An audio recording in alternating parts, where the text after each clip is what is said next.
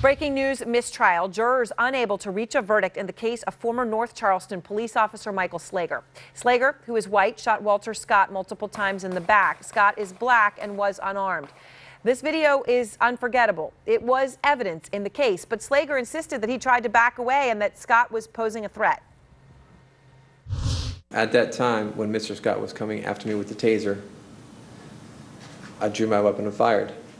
I was focused on the front sight, and that's all I know. I know, he tried to tase me with it when we were on the ground. I'm backing away, getting away, and he's still coming after me with this taser. And at that point, I made a decision to use lethal force because Mr. Scott never stopped. He was always dangerous. Except for he was running away in that video. Nick Valencia is out front. Nick, what happened in this trial? Well, it was the first indication that we got that there was a potential for a mistrial on Friday when we received news that there was a lone juror holdout who said he could not in good conscience convict this officer of first-degree murder. Today we learned it may not have just been one, however. It was the majority of the jurors that were still undecided as of this morning. This came as an incredible shock for those that were supporting Walter Scott's family.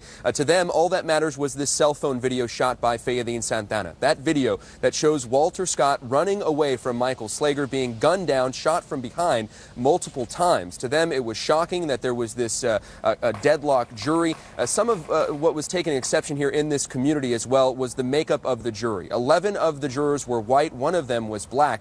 At a press conference on Monday afternoon, however, the Scott family chose not to focus on that. They said they are optimistic that they could get the conviction in a potential retrial scheduled for sometime later next year.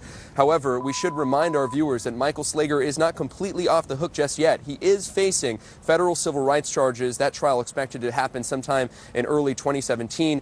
Some poignant words earlier from Scott family attorney saying that there was a missed opportunity here, a missed opportunity to heal some very deep wounds in the black community as a result of the series of police shootings that have happened in this country over the last 2 years. Aaron? All right, Nick, thank you. And out front now, Paul Callan, criminal defense attorney and former prosecutor. So, Paul, we all saw that video.